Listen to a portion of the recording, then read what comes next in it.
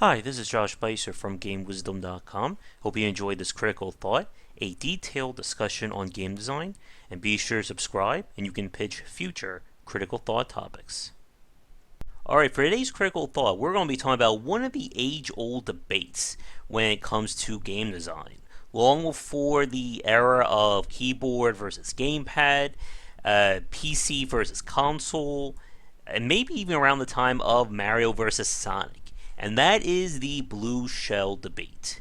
This is one of those classic discussions when it comes to game design, and there's probably not going to be an easy solution just to spoil this video for you. But the reason for today's topic came from a Eurogamer interview with, I believe it was the game designer or the creative director on Mario Kart 8. And he was asked about the blue shell argument. For those of you who don't know what we're talking about, in the Mario Kart series, a major cornerstone of the design is the use of random items. Whenever you run over an item box on the track, you will get a random item from a pre-select set of choices. What Nintendo does, however, is the further away you are from first place, the greater the chance that you're going to get a higher quality item. So someone in first place may get something like a banana peel or a mushroom. Someone in 7th or 8th place may get the invulnerability star, the lightning, and the blue shell. And the blue shell, of course, is one of the most famous items or power-ups in any game. Because what it does is, once you play it, it will immediately seek out whoever's in first person. And I think outside of very few item uses or advanced play, it's going to hit you, and it's going to hit you very hard. And the beauty and the nightmare of this item is the fact that most likely the person who's going to use it is already in 8th place, and the blue shell is not going to win them the game. What it is going to do is basically ruin someone's first place chance in a lot of cases. And this is where this great debate comes into play. This is a classic example of rubber banding difficulty. The idea that if someone starts to lose or is losing really bad, they can gain enhanced advantages or bonuses to carry them through or to even things out. You can see this a lot in racing games. Sorry, it's lightning. It's thundering right now outside my house. But you can see this a lot in racing games where once a car falls behind, they may get fast. They may all of a sudden become magically faster, or can immediately or very easily close the gap. And the reason and the debate behind rubber banding AI and by extension the blue shell debate is that it basically, in a sense, punishes you for winning. Because if you start winning, it becomes harder to keep that when the game is essentially played against you. Now you can see a very big difference in this between Mario Kart versus Sonic and All-Stars Racing. In the Sonic series, there is no rubber banding whatsoever. You have as much chance of getting an item in first place as you would in last. And in Sonic in particular, if someone falls behind, very unlikely will they ever be able to catch up. So if someone plays the game well enough, they can easily begin to overlap or overrun players of a lesser position. But conversely, you start losing, and if you lose bad enough, you might as well just restart the race because there is literally nothing you can do to get back to first, second, or whatever. And when it comes to the blue shell debate, a lot of people, again, find the idea of rubber banding like this to be, again, kind of cheap. It's the game essentially being played against you. Now, where supporters come in when this debate gets very interesting is the fact that this is designed not only as the rubber banding element, but as a means for players who are losing to still impact the board.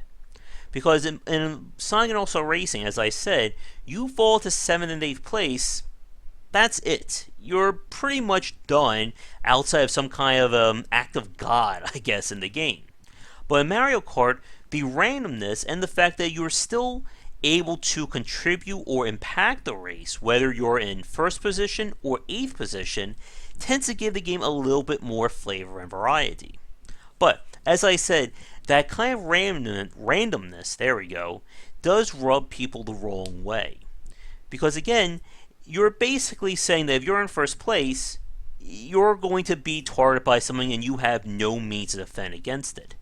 And there's nothing like being in first place, about to drive over a gap or something like that. A player in like 7th place throws down a lightning bolt, you get stunned, fall into the pit, and now you're probably in 3rd or 4th place. And again, this is where this debate comes into play. Because how much should someone who is losing impact the race? And is it fair to punish someone for essentially being well at the game? Now, this is different than, say, the player can choose to make things harder, such as limiting what items they can get, or something along those lines, either for reward or just for achievement purposes, or even just making it, giving themselves a handicap if they're playing with like younger or lesser skilled people. This is basically the game saying you're in first, well, you're going to get these disadvantages, and there's nothing you can do about it. Now, like I said, though, there have been reports of very advanced play of players actually avoiding or dodging the blue shell, but we're talking about things that are like pixel or frame specific in order to do it. So it's not exactly something that you're going to do on a regular basis. And like I said at the start, this is going to be a quick critical thought because there is no easy way of answering this. Because I can see it from both ways like a lot of people. On one hand, like I said, I'm not a fan of rubber banding AI or rubber banding mechanisms like that. But, on the other hand, this is a way to keep players who aren't winning or are less skilled to still allow them to play the game rather than just feeling like this person's in first place, I might as well just go get a drink because there's nothing I can do about it. And the unpredictability and chaoticness, I think I just made up a word there maybe, of the Mario Kart series does lend it more towards that family fun atmosphere. But I'm not sure, honestly, what the competitive scene is like. For those of you who do follow that, let me know in the comments below. Is there a competitive scene for the Mario Kart series, and what do they think about the blue shell debate?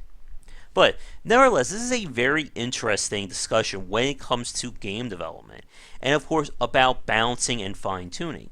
As the director said in the Eurogamer article, that if I can find it, I'll put a link to it below, they have no intention of removing the blue shell now or in the far or near future. They feel that it robs or removes a certain essence of the game. But like I said, let me know what you think below about it, especially since I know that my audience here tends to skew towards the PC side of things, who may not have necessarily had a chance to experience the blue shell. So let me know what you think below, and especially if you have been on the receiving or giving end of the blue shell in the comments. But thank you so much for watching today's Critical Thought. If you enjoyed things, be sure to like and subscribe to the channel, and check back for daily discussions on game design here, and on Game Wisdom, where we examine the art and science of games. Ideally, lightning won't strike my house, but we'll end the video here just to be on the safe side, and I will catch you all next time. Thank you so much for watching this video. If you enjoyed it, be sure to like and subscribe to the channel, and come back around 10 Eastern for regular streaming. For a collection of my writings, as well as weekly podcasts on game development, be sure to check out game-wisdom.com. Follow me on Twitter at GWBycer for updates throughout the day. And to help support everything that I do, you can find me on Patreon under GWBycer or Game Wisdom. Your donations can help to keep things running, and we hit some goals, it will mean more content for everyone to enjoy. So, thanks again for watching, and be sure to come back for daily discussions on game design on the Game Wisdom channel.